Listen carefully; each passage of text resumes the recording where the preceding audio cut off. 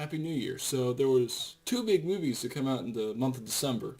Even though it's a little bit older, I figured I'd finally do a review on both of them. So I'm going to start off here with the biggest movie of the year, The Hobbit.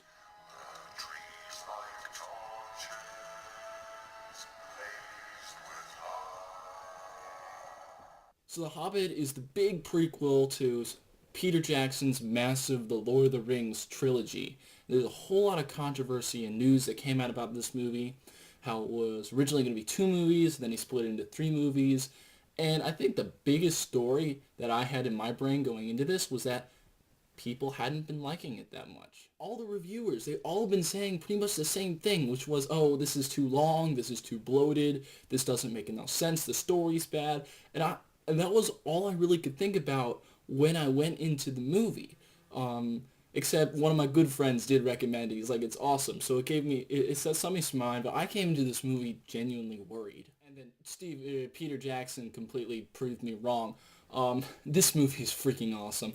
And there are a lot of reasons for it.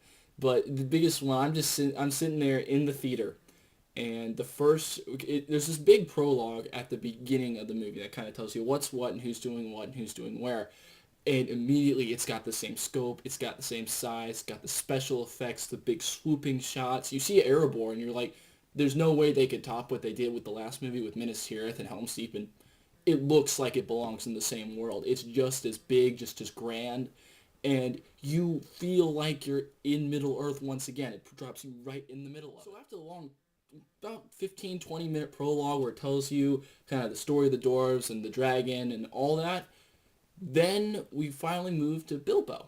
And Ian McClellan as Gandalf, and the two of them are having a conversation. And Ian McClellan, I can't say enough about him. He's just an incredible actor. He's Gandalf forever. At the same time, he did a really good job with Magneto and X-Men. And he's still got it. He's obviously older. Obviously, I think he's in his 80s now, but he's still doing an excellent job. And just him and Bilbo's first interaction, you're sitting there laughing the whole time. It's really quite funny, and it really helps get you into a part of the movie which could very easily have been boring. That's kind of the story of these whole first 45 minutes, is that after that big prologue, you don't get much action for a while. It's all about Bilbo and all about the dwarves and Gandalf and kind of the way they put this party together. But here's the part that I think I almost like this beginning setup more than the rest of the movie, because it's obvious that Peter Jackson and his writers have total love of the subject material, because there are lines that are in the book through explanation that the characters say, and for me, I was just like, oh, they put the story about the Hobbit who knocked the orc's head off and invented the game of golf in the movie.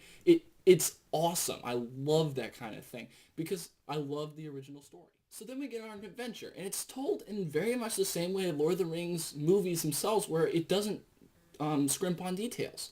It's like they'll reference a character like Radagast, and instead of just telling us what he's doing, they'll go out and show us what he's doing for 10 minutes.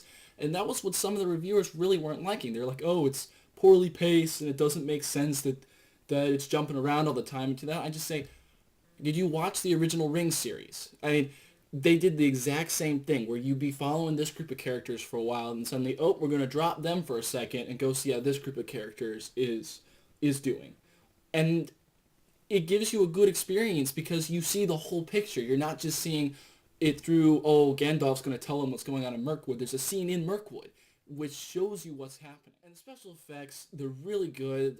A lot of CGI. If there's one problem I had with this movie was it doesn't kind of have the same look as the original Rings movies.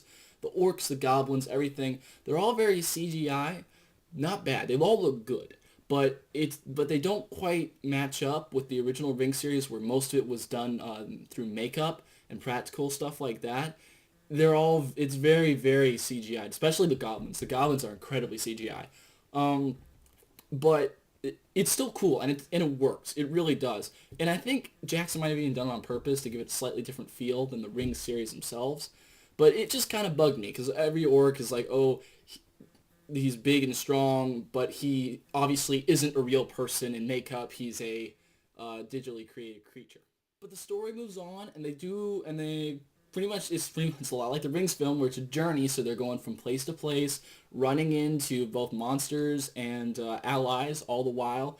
Gandalf shows up a few times and just does some awesome stuff.